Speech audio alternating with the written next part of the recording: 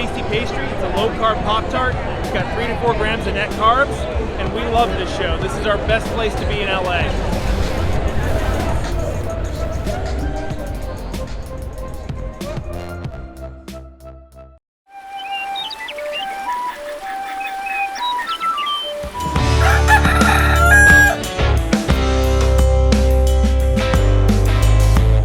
Welcome back to Legendary Foods Muscle in the Morning.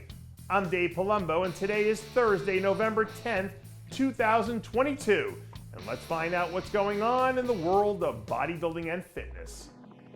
I heard a former FBI hostage negotiator say during a lecture that the only real way to gain leverage in a deal is to convince someone that they have something to lose if it falls through.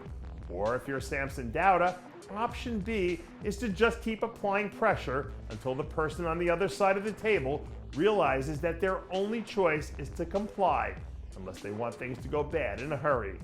And if he keeps applying pressure like this to everyone else in the Mr. Olympia lineup, that's exactly what's going to happen. Out of all the first-time guys in the open division, by and large, it feels like there's more momentum behind Samson being a real top 6 threat this year than anyone else. He's got a level of thickness and density to his frame that you only really see from elite bodybuilders.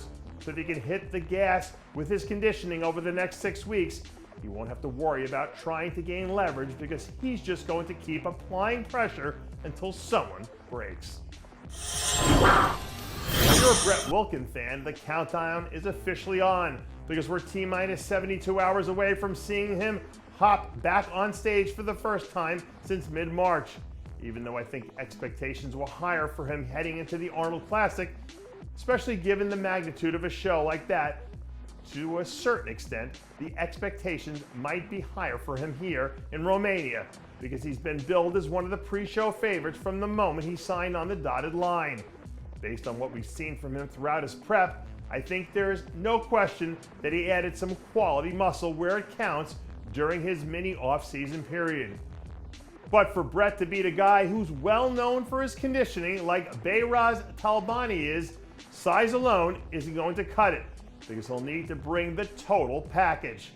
Since he made his move into the open division, he's looked like someone who has the potential to check all of the boxes, which means that if he does that here, in all likelihood, he's going to make the long flight back over with a qualification for the 2023 Olympia tucked into his back pocket. For all intents and purposes, the 212 division is like the great unknown right now because there are about 50 different viable options for how this year's top 10 shakes out. And I'm guessing that in at least half of them, Ping Yunlong's name finds a way to make it into the equation. When Ping's camp released this physique update this week, it generated all sorts of buzz, including a few comments from some people who say they believe that he might have the best legs in the entire division. Out of all the guys who have question marks surrounding them this year, Ping might be the most interesting case because we've never seen him up against this level of competition before in his career, which means that things have the potential to go in any different number of directions. Ping was absolutely lights out in the one time we saw him on stage this year, and all the signs seem to point to him having made some pretty drastic improvements since then. So even though he's still somewhat of an unknown commodity, there's definitely something here. And I do think there's a world where we see him find a way to break into the top 5 this year. And our final update of the day comes to you courtesy of our good friend Ahmad Ashkanani, who released his first physique update since way back in January when he won the Saudi Pro Classic. If you compare this look from Ahmad to what we just saw from Ping in the last segment, it should give you a pretty clear idea of the direction the division is heading right now, because there was a point just a few years ago when Ahmad finished as runner-up to Flex Lewis in back-to-back Olympias. And right now, getting back into the top 6 feels like it's going to take a Herculean effort. At this level, an athlete's championship window is so small that sometimes it can open and close before anyone even realizes that it's happening.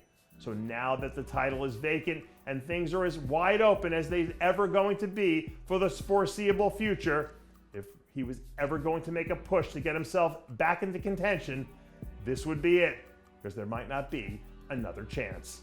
And that does it for yet another edition of Bustle in the Morning. I'm Dave Palumbo, reminding you to always be true to your passions. And make sure to follow us on Facebook, Twitter, and Instagram.